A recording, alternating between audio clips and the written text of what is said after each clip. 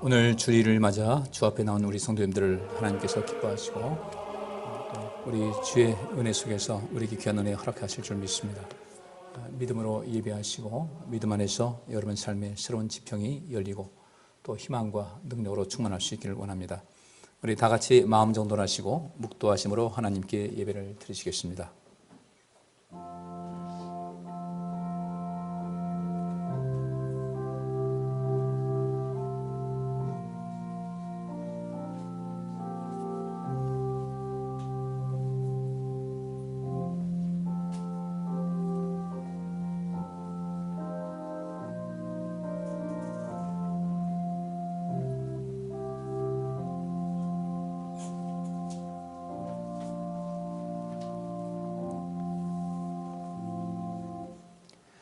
할렐루야. 여호와를 경외하며 그 계명을 크게 즐거워하는 자는 복이 있도다.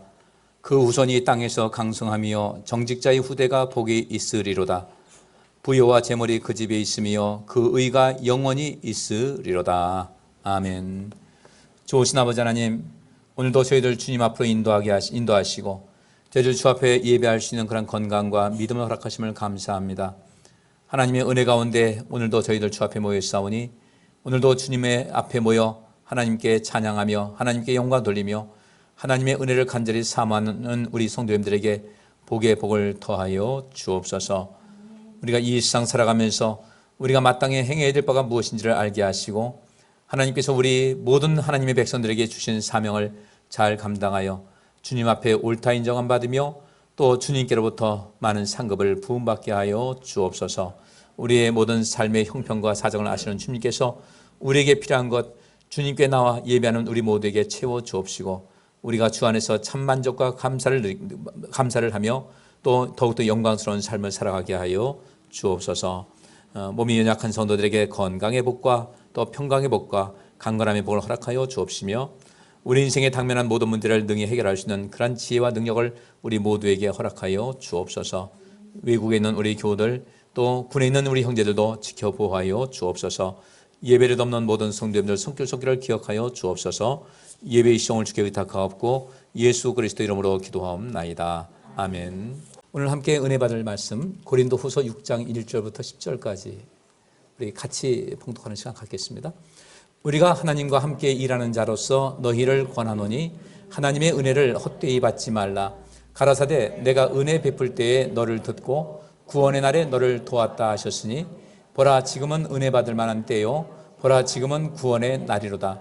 우리가 이 직책이 회방을 받지 않게 하려고 무엇이든지 아무에게도 거리끼지 않게 하고 오직 모든 일에 하나님의 일꾼으로 자천하여 많이 견디는 것과 환난과 궁핍과 곤란과 매맞음과 갇힘과 요란한 것과 수고로움과 자지 못함과 먹지 못함과 깨끗함과 지식과 오래 참음과 자비함과 성령의 감화와 거짓이 없는 사랑과 진리의 말씀과 하나님의 능력 안에 있어 의의 병기를 좌우하고 영광과 욕됨으로 말미암으며 악한 이름과 아름다운 이름으로 말미암으며 속이는 자 같으나 참되고 무명한 자 같으나 유명한 자요 죽는 자 같으나 보라 우리가 살고 징계를 받는 자 같으나 죽임을 당하지 아니하고 근심하는 자 같으나 항상 기뻐하고 가난한 자 같으나 많은 사람을 부유하게 하고 아무것도 없는 자 같으나 모든 것을 가진 자로다. 아멘.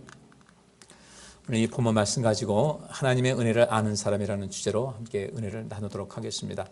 우리가 좀 더 이 본문 말씀을 이해를 돕기 위해서 오늘 그때에 우리가 이 개역 한글 성경이 번역될 때 말고 지금 많이 지났죠. 굉장히 오래 지났는데 현대인의 성경에서 번역하는 것을 한번 다시 보겠습니다. 제가 읽겠습니다. 우리가 하나님과 함께 일하는 일꾼으로서 여러분에게 권합니다. 하나님의 은혜를 헛되이 받지 마십시오. 하나님은 내가 은혜의 때에 내 말을 들었고 구원의 날에 너를 도와주었다라고 말씀하셨습니다. 바로 지금이야말로 은혜를 받을 만한 때이며 구원의 날입니다. 우리 직분이 비난을 받지 않기 위해서 우리는 아무에게도 거치는 장애물이 되지 않도록 노력하고 있습니다. 오히려 우리는 모든 일에 하나님의 진실한 일꾼임을 보이려고 많은 고난과 어려움과 괴로움을 견디며 두들겨 맞고 갇히기도 하며 난폭한 사람들에게 에워싸이기도 하고 고된 일에 시달리며 잠도 못 자고 굶주려 왔습니다. 그런 가운데서도 우리는 순결과 지식과 인내와 친절과 성령님의 감화와 거짓 없는 사랑과 진리의 말씀과 하나님의 능력으로 살아왔습니다. 그리고 언제나 정의를 무기로 삼고 영광을 얻든 수치를 당하든 욕을 얻어먹든 칭찬을 받든 항상 하나님의 일꾼임을 보여주었습니다. 우리가 사기꾼과 같은 취급을 받지만 사실은 진실하며 알려지지 않은 것 같지만 모든 사람에게 알려졌습니다. 우리가 다 죽어가는 사람 같지만 이렇게 살아있으며 매를 많이 맞았으나 죽지 않았습니다. 우리는 슬퍼하는 사람 같지만 항상 기뻐하고 가난한 사람 같지만 많은 사람을 부유하게 하며 아무것도 없는 사람 같지만 모든 것을 소유한 사람들입니다. 현대리 성경 보면 더 이해가 빠를 것 같습니다. 이 말씀이 기록된 배경 보면은 고린도 교회를 1년 6개월 동안 고린도 지역에 있으면서 고린도 교회를 설립했던 바울이 이제 그 1년 6개월 동안 생활을 지내고 다른 곳에 이제 복음을 전파하기 위해서 갔는데 얼마 가지 않아서 고린도 교회에 많은 문제가 발생했다는 소식을 들었어요. 그래서 그 문제가 어떤 것인가 이제 소식을 듣고 또 그 모든 것을 살펴봤을 때 이런 것은 바르게 해야 되겠다 싶어서 먼저 보낸 것이 고린도 전서였습니다. 고린도 전서를 보냈음에도 불구하고 계속해서 이 고린도 교회를 시끄럽게 하는 사람들은 바울의 그 사도권에 대해서 의문을 던지고 사람들을 선동하고 거짓되게 하고 온갖 거짓말과 술수로 교회를 굉장히 시끄럽게 만들었어요. 그래서 바울이 오늘 여기 6장은 소극적인 면에서 나는 주님께로부터 보내받은 사도라는 사실을 이야기하면서 내가 어떻게 주의를 하고 내가 어떻게 주님과 그 관계를 유지하는가를 쭉 이야기를 하고 있어요. 그래서 그러면서 바울이 1절에 우리가 하나님과 함께 일하는 일꾼으로서 여러분에게 권합니다. 하나님의 은혜를 헛되이 받지 마십시오. 하나님의 은혜가 여러분 삶에 굉장히 강하게 역사했는데 왜 그 은혜를 은혜로 알지 못하고 오히려 교회를 시끄럽게 하고 과거의 어떤 율법주의적으로 이끌어가며 나는 여러분을 위해서 애쓰고 수고한 것밖에 없는데 어떻게 해서 그 사람들을 선동하면서 나를 나쁜 사람을 만들어 갑니까? 그래서 하나님은 내가 은혜의 때에 내가 내 말을 들었다.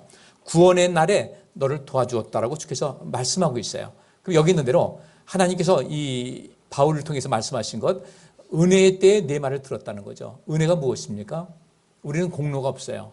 우리는 하나님 앞에 어떤 것을 요구할 수 있는 그런 그 자격도 없음에도 불구하고 하나님께서 그들에게 필요한 때 맞게 은혜를 베풀었다는 거예요. 이 모든 것. 우리가 부모님들이 자녀를 돌보는 것도 마찬가지죠. 하나님께서 우리를 얼마나 사랑하시겠습니까? 그래서 우리를 자녀 삼으셨기 때문에 그저 베푸시는 은혜가 있는 거예요.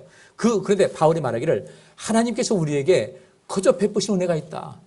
때로는 내가 뭔가 필요한 것을 느끼지 못할 때 우리가 알지 못하는 새에 어떤 위기에 빠진 상황 속에서 하나님께서는 보이지 않는 손길을 베풀어 주셨고 능력으로 우리를 지켜주신 것이다. 바울이 이 얘기를 하는 거예요. 그런데 그런 모든 것이 내 공로인 줄 알고 하나님의 은혜의 손길이 전혀 오지 않은 것 같이 그렇게 생각하지 말자는 거죠. 하나님께서 우리에게 말할 수 없는 은혜를 베푸셨는데 그 은혜를 헛되이 하지 말자. 하나님의 마음을 쓸쓸함을 주지 말고 하나님 화나게 하지 말자 이거예요. 그러면서 내가 은혜의 때에 내 말을 들었다. 이사야서에 있는 말씀을 인용하고 있는 겁니다. 우리가 은혜가 필요할 때 하나님께서 우리의 말을 들어주셨고 구원의 날에 내 힘으로는 감당할 수 없는 이런 상황 속에서 하나님께서 구원의 손길을 우리에게 늘상 베풀어 주셨다는 거예요. 그런데 어떻게 해서 그 은혜의 때에 너의 말을 들어주었고 구원의 날에 여러분을 도와주셨는데 왜 그 은혜를 잊고 헛되게 인생 살아갑니까? 하나님께서 그렇게 여러분에게 어떤 목적이 있어서 은혜를 베푸시고 뭔가 도우심을 베풀었으면 그 은혜를 받고 그 도움 받고 이제 내가 해야 될 일이 무엇인가를 감사함으로 살아가야 할 텐데 어떻게 해서 그 은혜를 잊고 산단 말입니까? 라고 바울이 이야기를 하는 거예요. 그러면서 바로 지금이야말로 은혜를 받을 만한 때이며 구원의 날입니다. 굉장히 중요한 얘기입니다. 지금이야말로. 우리 앞으로 어떻게 될지 몰라요. 제가 지난 금요일하고 그 전주 금요일에 마가복음 13장에 있는 말씀을 드렸어요. 우리가 다 알고 있는 대로 마태복음 24장, 마가복음 13장은 어떤 종말론을 얘기합니다. 멸망에 가증한 그것이 선 것을 보거든 빨리 도망하라 하니까 멸망에 가증한 것이 무엇인가? 누가복음 말씀은 그런 말씀이 있어요. 많은 군사들이 너희를 죽이려고 애워쌀 때 거기서 맞서 싸우지 말고 빨리 피하라는 얘기였거든요. 그것이 예수님께서 십자가에 못 박혀 죽으시고 부활하시고 승천하신 지 약 37년 후에 그 유대와 로마 간의 1차 전쟁이 있었어요. 그때 총 죽은 사람이 그 당시 숫자로 110만 명이 죽었어요. 그중에 대부분이 유대인이었어요. 싸우지 않아도 될 싸움이에요. 하나님의 때를 기다리고 우리 주님께서 우리에게 맡겨주신 그 하나님 나라와 하나님의 의리에서 온 세계 제사장 역할을 감당하면 되는데 매일 그들은 독립 외치면서 그렇게 하다가 전쟁이 벌어졌는데 마사다라는 그런 요새가 있습니다. 마지막 그 사람들이 다 죽은 것이었어요. 거기는 부녀자들도 있고 아이들도 있고 전쟁하는 사람도 있었는데 로마 군인들이 도저히 거기를 험난해가지고 올라가서 이길 수가 없으니까 그냥 고립을 시켜버렸어요. 식량 떨어졌습니다. 물 떨어졌습니다. 그들은 어떻게 선택한지 아십니까? 부녀자들과 아이들을 자기들이 다 죽인 거예요. 자기 자녀와 아이를 다 죽이고 나중에 서로가 서로를 죽여가지고 전부 다 자살하는 것으로 마감을 했어요. 남쪽 사막지대에 있는 것인데 과연 그것이 무엇을 남겼을까? 주님께서 말씀하십니다. 빨리 도망가라고 그랬어요. 전쟁 벌어지면. 전쟁 그런 모든 것을 만들지도 말고 전쟁에서 빨리 도망가라고 했는데 이걸 전부 다 종말론으로 섞어가지고 마지막 때에 주님께서 그 말씀하신 지 2000년이라도 지금 종말이 안 왔는데 우리는 너무나 그런 것을 항상 종말론적으로 얘기하다 보니까 우리는 생각이 무슨 생각 듭니까? 종말이 언제 오겠어? 이제까지 안 왔는데 개념도 없고 관심도 없어요. 사실 그 말씀은요. 그때 거기서 그들에게 주신 말씀이었거든요. 그들에게 말씀하십니다. 이 모든 것이 너희 세대 안에 다 이루어질 것이다 그랬어요. 제가 금요일 날 또 그 전주 금요일 날 제가 그것은 종말론에 관한 것이 아니라 지금 여기서 살고 있는 우리에 대한 이야기라고 말씀드렸어요. 못 보신 분들은 가셔서 그거 좀 잘 들으세요. 종말론에 대한 어떤 개념이 확실해야 지금 여기서 내가 무엇을 해야 될지 아는데 그래서 다 종말론을 하다 보니까 귀를 놓치는 거예요. 거기 뭐라고 하냐면요. 우리의 마지막 때가 언제일지 모르다. 주님께서 더디 오시더라도 내가 이 세상 떠나는 날은 나의 종말인 거예요. 그러면서 그 주님께서 오실 때 또는 나의 인생의 마지막 날이 왔을 때 그 날이 도적이 언제나 갑자기 임한 것 같이 그렇게 임하지 않도록 항상 깨어있으라는 거예요.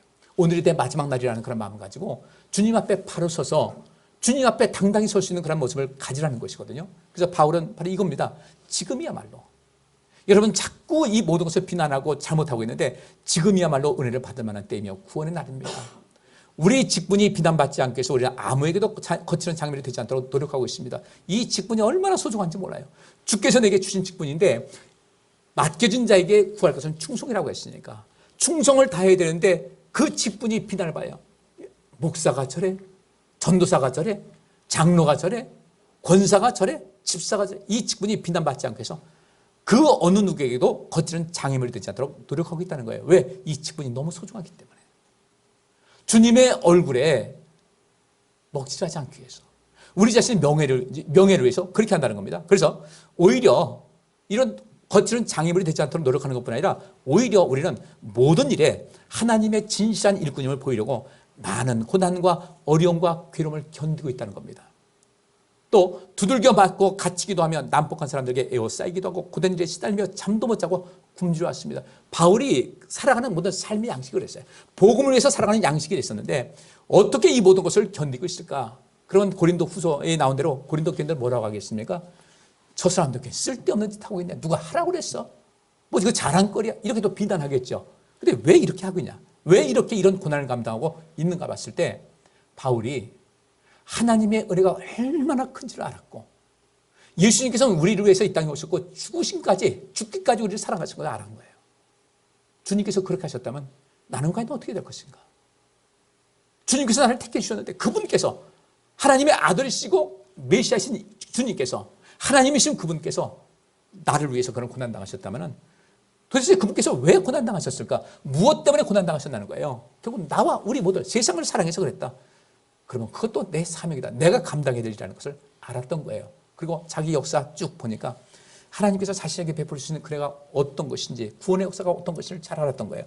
많은 고난과 어려움과 괴로움 견디고 뭐 수없이 매맞기도 하고 갇히기도 했고 위협도 받고 잠도 못 자고 굶주려 왔는데 그때마다 하나님의 은혜의 손길이 구원의 손길이 항상 함께하는 것을 바울은 느꼈던 거예요. 그런 것을 그 하나님의 은혜를 알고 느낀 이 바울이 어떻게 했을까?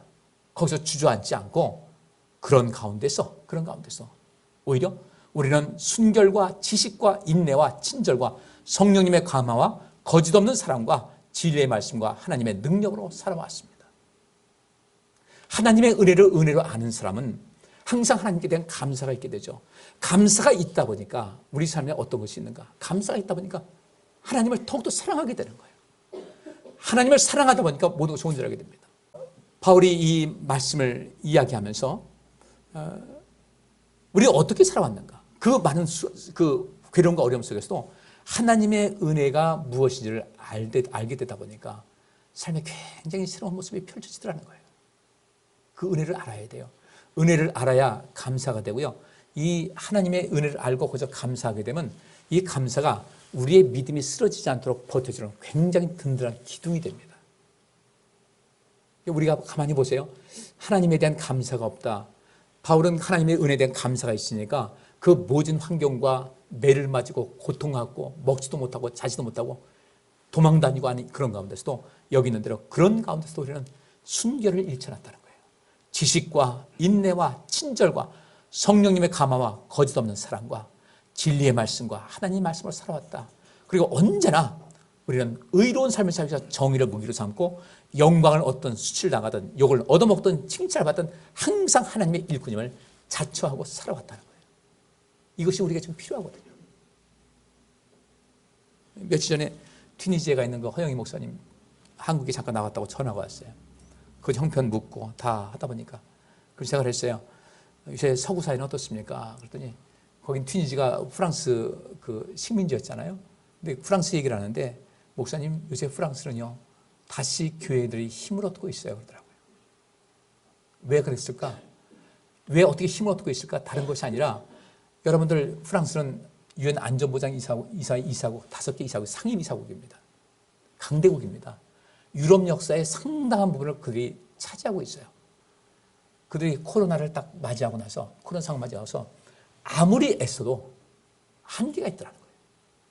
그들이 깨달은 것은 우리가 이 절체절명의 이런 상황 속에서 믿을 분은 하나님밖에 없다는 것을 깨달았다는 거죠. 교회에 사람들이 모이고 있대요. 한국은요? 제가 요새 참 답답함을 느껴요. 한국 교회가 이렇게 됐지. 도대체 거품이 얼마나 많았길래 한국 교회가 지금 이 상황이지. 큰 교회는 큰 교회대로, 작은 교회는 작은 교회대로. 오히려 소규모 교회에서 이 친밀과 힘이 형성되는 교회는 더욱더 단단해지고 있어요. 제가 지난주에 중국 강의했잖아요. 얘기 들어보니까 목사님 삼자교회는 정부 어영교회예요. 삼자교회는 통통 비고 있는데 지하교회는 지금 살아나고 있습니다. 의지할 곳이 없는 거예요.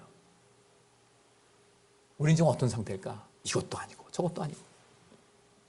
왜 그럴까 봤더니 우리가 하나님의 은혜를 잊은 건 아닌가.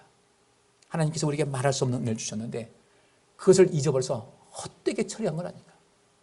그냥 내던진 것은 아닌가.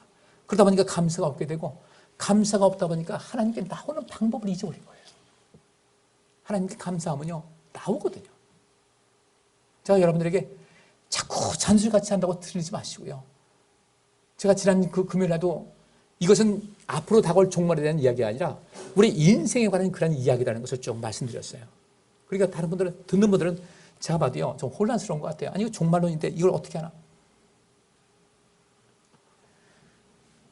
지금 앞에가 눈앞에 지금 여기서가 중요한 거 아니겠어요? 주님께서 아직 2000년 동안도 종말이 안 왔는데 이때를 위해서 주께서 말씀하셨겠어요? 주님께서 하신 말씀 To be God, 자기 자신을 지킬 줄 알아라. To be alert, 비상사태임을 인식하라는 거예요. 우리가 언제 어떻게 될지 모르는 거예요. 하나님의 은혜를 아는 사람들은 항상 잊지 않는 것이 감사입니다. 하나님의 은혜와 감사라는 것은요 같은 단어예요. 자주 말씀드렸어요. 은혜라는 것은 카리스라는 단어입니다. 히라보에서요. 그 다음에 감사라는 것은 유카리스테오라는 단어예요. 카리스라는 단어예요. 카리스, 은혜. 유카리스테오, 감사하다. 그 다음에 기쁨, 카라. 뿌리가 같아요. 기쁨과 은혜와 감사는 항상 같이 가게 돼 있어요. 감사하지 못한다. 내 안에 은혜가 식은 거예요. 은혜를 받긴 받았는데 헛되게 취급한 거예요. 그러다 보니까 이 고린도 교회가 엉망진창이 되어버린 겁니다. 그래서 이렇게 얘기합니다. 9절 우리가 알려지지 않은 것 같지만 내가 알려지지 않은 것 같지만 모든 사람에게 알려졌습니다. 우리가 다 죽어가는 사람 같지만 이렇게 살아있으며 매를 많이 맞았으나 죽지 않았습니다. 우리는 슬퍼하는 사람 같지만 항상 기뻐하고 가난한 사람 같지만 많은 사람을 부유하게 하며 아무것도 없는 사람 같지만 모든 것을 소유한 사람입니다. 여기서 바울은 우리라고 했지만 사실 자기 자신을 이야기하는 거예요. 바울은 항상 자기를 직접 나는이라고 얘기를 한 적이 거의 없어요. 그냥 나 할 때 우리는이라고 하고 또 어떤 사람은 이렇게 얘기를 합니다. 바꿔 말하면요. 나는 여러분들이 나를 볼 때는 알려지지 않은 사람 같지만 나는 모든 사람에게 알려져서 복음의 놀라운 역사가 나타나고 있습니다. 나는 지금 다 죽어가는 사람 같지만 나는 이렇게 살아 있습니다. 나는 매를 많이 맞았으나 난 죽지 않았습니다. 나는 여러분들이 볼 때는 이 어려움 속에서 있으니까 볼 때 아이고 저 고생하고 저 어떻게 하면 좋으나 저 불쌍해서 어떻게 나는 슬퍼하는 사람 같이 보일지 모르지만 나는 항상 기뻐하고 있고 나는 가난한 사람 같지만 많은 사람을 부유하고 있고 나는 아무것도 없는 사람 같이 보일지 모르지만 나는 모든 것을 소유한 사람입니다. 왜? 그런 많은 사람 부유하게 하는 그런 사람이거든요. 잘못 보고 있는 거예요. 바울은 잘못 보고 있어. 이 상황에서 우리가 무엇을 어떻게 할 것인가 관심 많이 가지셔야 됩니다. 제가 그림 하나 보여드릴게요. 오늘 설교 말씀 제가 이해를 돕기 위해서. 자, 보입니다. 자, 여기 두 그림이 있습니다. 이 앞에 왼쪽에 있는 그림에서 무엇이 보입니까? 네? 누가 보여요? 네? 눈? 아.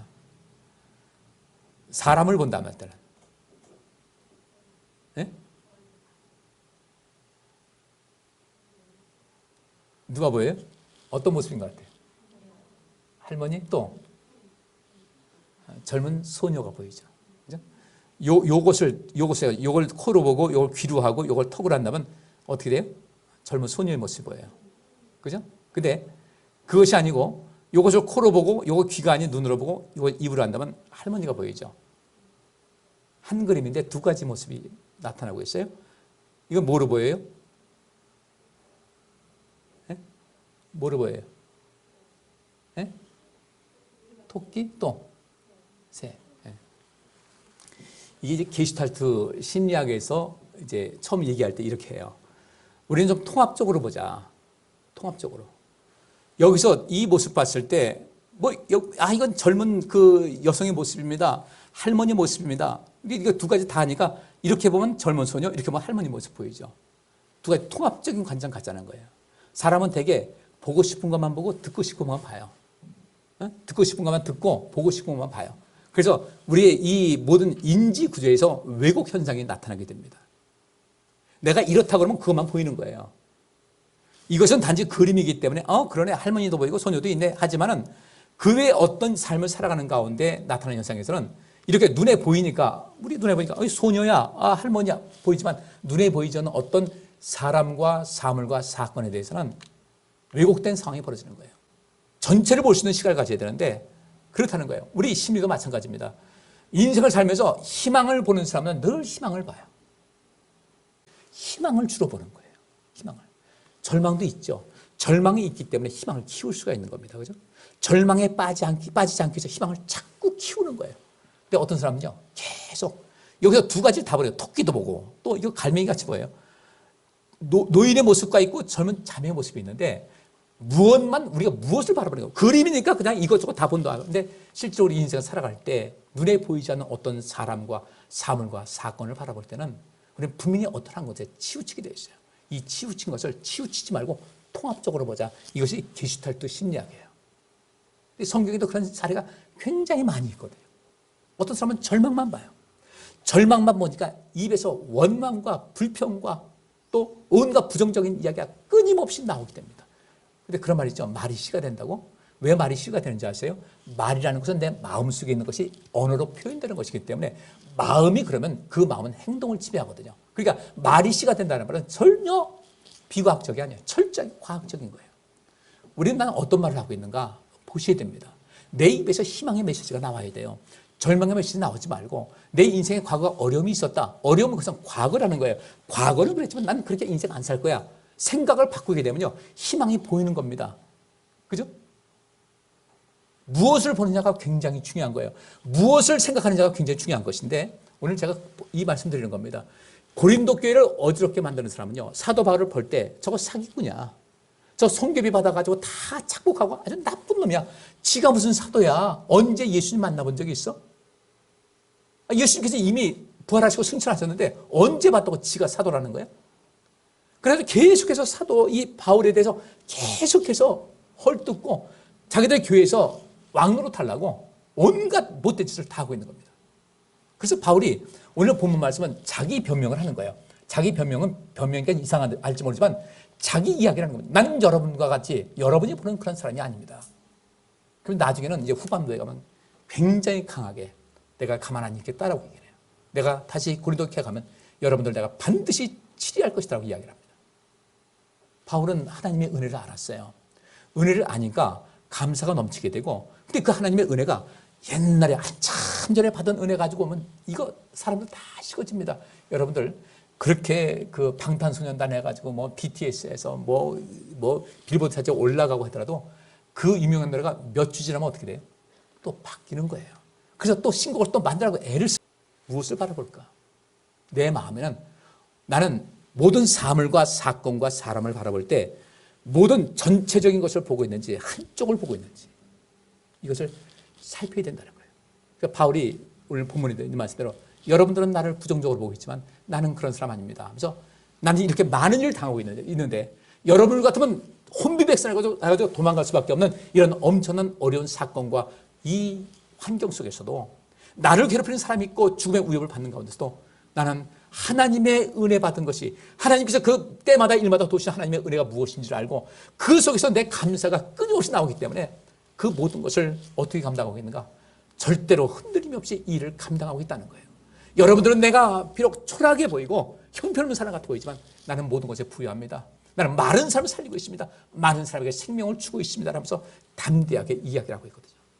바울은 이 속에서 고린도 교회 성도들 볼 때 양측을 다 봤어요. 그들의 모습을 봤어요. 그리고 마음이 상해서 이렇게 또 때로는 분노하는 마음을 표시하지만 그들을 살려야 되겠다는 마음이 간절했기 때문에 이 말씀을 증거하고 있는 겁니다. 저 고린도후서 많이 봤어요. 근데 지난주에 제가 중국의 고린도 후서를 강의하면서 제가 얼마나 많은 은혜를 받았는지 몰라요. 내가 강의하면서 은혜를 받은 거예요. 또 다른 것을 본 거예요. 제 자신의 모습도 보고. 그래서 히브리서 3장 17절부터 14절 말씀에 이런 말씀이 있습니다. 그래서 성령님도 이렇게 말씀하십니다. 오늘 너희가 그의 음성을 듣거든 광야에서 시험할 당시 반역하던 때처럼 못된 고집을 부리지 말아라. 거기서 너희 조상들이 나를 떠보고 시험하였으며 40년 동안 내가 하는 일을 보았다. 그래서 내가 그들에게 노하여 그들의 마음은 언제나 미혹되어 내 길을 알지 못하였다 했고 또 내가 분노하여 그들은 안식처가 될 약속의 땅에 들어가지 못할 것이라고 선언하였다. 형제 여러분, 여러분 가운데서 믿지 않는 악한 마음을 품고 살아계신 하나님을 떠나가는 사람이 생기지 않도록 조심하십시오. 여러분은 오늘이라는 시간이 있을 동안에 매일 서로 권면하여 아무도 죄의 유혹으로 못된 고집을 부리지 않게 하십시오. 우리가 처음에 가졌던 확신을 끝까지 지키면 모든 것을 그리스도와 함께 누리게 될 것입니다. 자, 이 이야기는 뭡니까? 우리 잘 아는 내용이에요. 하나님께서 이스라엘 백성들 애굽에서 나올 때부터 가나안 땅 들어갈 때까지 하나님께서 뭘 잘못하셨어요? 잘못한 것 하나도 없어요. 광야라는 그 현장 속에서 하나님께서는 최상의 것을 보내주셨습니다. 때로는 그들에게 뭔가 부족하도록 하나님께서 주신 것도 있었어요. 왜? 그 속에서 하나님의 은혜를 알도록 하기 위해서. 모든 것은 다 하나님의 은혜였어요. 은혜, 우리가 요새 은혜 그 찬송이 아주 유행이더라고요. 이것도 은혜였고 저것도 은혜였고 3박 4일로 끝나더라는 거예요. 이게 문제예요. 그러니까 은혜를 은혜로 아는 사람이 감사할 수 있고 하나님에 대한 감사가 있을 때 하나님을 제대로 섬길 수가 있는데 왜 하나님께 영광 돌리지 못할까? 내가 왜 하나님을 이렇게 사랑하지 못하고 열정이 식어졌을까? 코로나 때문일까? 아닌 거예요. 지금 상황 보니까요. 우리나라 한국교회 상황 제가 이렇게 표현하고 싶습니다. 울고 싶은데 코로나가 뺨을 때려버린 거예요. 신앙생활에 이제까지 오던 모든 패턴이 있습니다. 열심히 하는데 믿음이 식어졌어요. 여러분은 여기에 해당되지 않길 바라요. 한국교회를 말하는 겁니다. 그래서 믿음이 식어져가지고 교회 나가고 싶은 마음도 없고 그냥 매너리즘에 빠져가지고 그냥 저 나왔는데 코로나가 정말 울고 싶었는데 좀 느슨하게 싶었는데 좀 쉬고 싶었는데 대충 하고 싶었는데 코로나가 와서 뺨을 딱 때려주니까요. 핑계가 생긴 거예요. 교회 모이지 말아라. 몇 명치 안 한다니까. 울고 싶은데 뺨 맞았어요. 그리고 그것이 이제 주저앉았는데 이것이 만약에 나중에 문제, 후천적인 문제란 몰라도 원래 그런 상태였다가 코로나가 와가지고 주저앉았다면 우리에게 굉장히 심각한 문제가 있는 거예요. 혹시 나는 울고 싶은데 뺨 맞고 주저앉는 건 아닌가를 좀 돌아보시면서 풀렸으면 회복해야 되죠. 다시 그 3.1운동 때 대한독립 만세를 외쳤던 그 사람과 같이 이제 해방되었다, 이제 자유를 얻었다, 우리 열심히 해야 되겠다. 이것이 우리가 하나님을 믿는 믿음에서는 지극히 정상인 것인데 지극히 비정상으로 흐르고 있다. 하나님 사랑을 식은 거예요. 내 믿음의 현주소를 딱 보고 있는 거예요. 여러분들 저를 보러 옵니까? 제 설교 들으러 와요? 하나님 말씀 들으러 오지? 우리 힘내셔야 돼요. 하나님의 은혜를 절대로 헛되하지 말고, 내가 이제까지 살아온 것도 절대 하나님의 은혜였어요. 그 은혜를 은혜로 알아야 그때 주님께서 우리에게 복 주시는 겁니다. 은혜를 아는구나, 복 주시는 거예요. 우리 어버이날 돼가지고 오늘도 좀 많이 안 나오셨어요. 아마 자녀들이 약속 잡은 것 같아. 어버이날에서 제일 중요한 것은 우리 하나님 아버지 날 생각해야 되고요, 그 다음에 우리 부모님 아버지 해야 되는 거예요. 그렇다고 해서 우리 여기 성도님들은 부모님을 섬기러 간 분들은 우리 연대가 그런 거 아니잖아요. 우리 인생 살아가면서 부모님의 은혜를 알게 되면 연세 드셔가지고 뭔가 새로워지고 있지 않습니까? 우리 어르신이요, 우리 부모님들 잘 공경하시고, 세월 지나보다 보니까 인생의 회한이 남아가지고 이런 말씀 저런 말씀 아쉬움이 있어 잔술도 하고 잘 받아들이시고, 두 가지 마음을 잘 알아야 돼요. 내 생각도 있고 부모님 생각도 있는데 통합할 수 있는 마음이 필요하다는 거죠. 하나님께서 이스라엘 백성들을 결국은 가나안 땅에 들이셨잖아요. 근데 거기서 광야에서 불평하다 죽은 사람들은요, 하나님의 은혜를 못 본 거예요. 하나님의 은혜를 못 보고 하나님에 대한 감정만 잔뜩 쌓여 있었어요. 그래, 하나님은 나쁜 분이에요. 우리 죽이려고 끌고 왔다. 왜 우리가 그런 마음 가져야 돼요? 우리 속에 하나님의 은혜를 알아야 감사가 있고, 이 감사가 계속 유지돼야 내 믿음이 버틸 수가 있어요. 이 감사가 있으면 믿음은 그냥 떨어집니다. 하나님에 대한 믿음 그냥 떨어져요. 우리 새로운 마음 가지시고, 여기 있는 대로 오늘 너희가 그의 음성을 듣거든 광야에서 당시 반역하던 때처럼 못된 고집을 부리지 말아라. 거기서 너희 조상들이 나를 떠보고 시험했다. 아니요, 하나님은 왜 시험해요? 은혜를 은혜로 알지 못한 거예요. 하나님의 은혜를 헛되이 받은 거예요. 오늘 본문 말씀대로. 그래서 내가 그들에게 놓아요, 그들의 마음은 언제나 미혹되어 내 길을 알지 못했다. 언제나 미혹된 거예요. 언제나 잘못된 것만 바라보는 겁니다. 원망과 불평이 가득해서 그 인성의 인성, 그거 버리셔야 돼요. 그래야 내 인생이 바로 됩니다. 그래서 내가 분노하여 그들은 안식처가 될 약속의 땅에 들어오지 못할 것이다 라고 하면서, 형제 여러분 가운데서 믿지 않는 악한 마음을 품고 살아계신 하나님을 떠나가는 사람이 생기지 않도록 조심하십시오. 혹시 그런 것은 아닌가 살피시면서, 여러분은 오늘이라는 시간 있을 동안에 바로 지금 여기서 서로 권면하여 아무도 죄의 유혹으로 못된 고집을 부리지 않게 하십시오. 그렇게 하게 되면 우리가 처음에 가졌던 확신을 끝까지 지키면 모든 것을 그리스도와 함께 누리게 될 것입니다. 이렇게 살아가시기를 주의 이름으로 축복합니다. 우리 이제는 정말 주님께서 우리에게 새로운 기회를 주셨으니까 얼마나 이 날을 기다렸던가, 이 자유로운 날을 얼마나 기다렸던가. 나오셔서 하나님을 찬양하고 하나님의 은혜를 받고 믿음을 키우고, 그리고 주님께서 우리에게 이 세상에 복 주는 사람이 되라고 우리를 세우셨는데, 우리 이렇게 그냥 가만히 앉아가지고 내 신앙 관리하기도, 내 신앙조차도 관리하지 못하는 가운데 어떻게 우리가 주님께서 맡기신 사명 감당하겠어요? 그 사명 감당하지 못하게 되면 주님 앞에 나가서 나중에 책망 들어요. 세상에 복 주는 사명이요. 주님 앞에 나가서 그 능력 받으셔야 돼요. 그렇게 인생 살게 되면 바울이 말한 대로 무슨 얘기를 합니까? 여기서 우리는 슬퍼하는 사람 같지만, 여러분 오해하지 마세요. 난 항상 내 마음 기쁨이 있습니다. 나 가난한 사람 같지만 나는 많은 사람을 부유하게 하는 사람입니다. 아무것도 없어 보입니까? 주 안에서 나는 모든 것을 소유한 사람입니다. 이 담대한 인생을 살아갈 수가 있다는 거예요.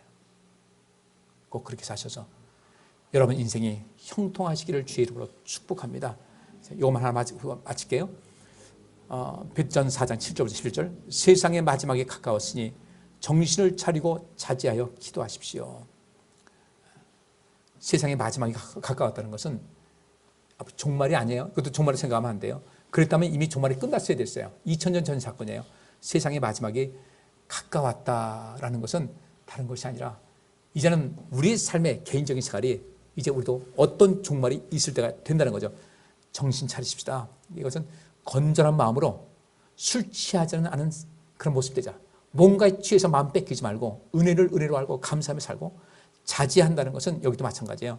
분별력이 있다는 겁니다. 분별력이 있고 술 취하지 않은 상태에서 잘 지켜보면서 하나님께 기도하고 사시기 바랍니다. 무엇보다 열심으로 서로 사랑하시기 바랍니다. 사랑은 많은 죄를 덮어줍니다. 불평하지 말고 서로 대접하시기 바랍니다. 하나님의 여러 가지 은혜를 맡은 선한 관리인답게 서로를 섬기는 데 그것을 사용하십시오. 우리가 마땅히 하나님의 자녀로서 맡겨진 사명 잊지 말고 은혜를 헛되게 하지 말고 헛되이 받지 마시고 다시 은혜 추스리셔서 감사의 삶을 살아가시고 그 안에서 주님을 사랑하는 열정과 하나님께서 보실 때 그래 너는 착하고 충성된 종이라는 그 평가를 매일 때마다 일마다 받는 여러분 되시기를 주의 이름으로 축복합니다. 기도합니다. 하나님 감사합니다. 이 말씀 속에서 우리에게 깨달음을 주시고 우리의 삶의 변화를 허락하여 주옵시며 우리는 결코 하나님의 은혜를 헛되이 받지 않았고 하나님의 은혜를 늘 기억하고 있고 감사하고 있음을 주님께로부터 인정받아서 주님께로부터 더 많은 사랑과 은혜와 복을 부음받는 삶을 살아가게 하여 주옵소서. 입으로는 하나님을 사랑한다고 하고 입으로는 감사한다고 하면서 실제로 우리 마음이 그 모든 생활 양식에서 떠나 있다면 감사하는 삶이 아니고 하나님을 사랑하는 삶이 아닌다면 우리는 입으로 사랑한다 하고 감사한다 할지라도 그것은 사랑하는 것이 아니요 감사하는 것이 아닌 것을 잘 알고 있습니다. 하나님이 사랑하는 것을 하나님께 감사하는 것을 우리 모든 행동으로서 보일 수 있는 참 믿음의 성도님들 되게 하여 주옵소서. 예수 그리스도 이름으로 기도하옵나이다. 아멘. 여호와께서 여기 모인 모든 성도들과 그의 가정과 그와 관련된 모든 일에 복을 주시고 지켜주시며 따뜻하게 대해주시고 은혜를 베푸시며 사랑스러운 눈으로 바라보시어 모두에게 평안을 주시기를 원하노라. 아멘.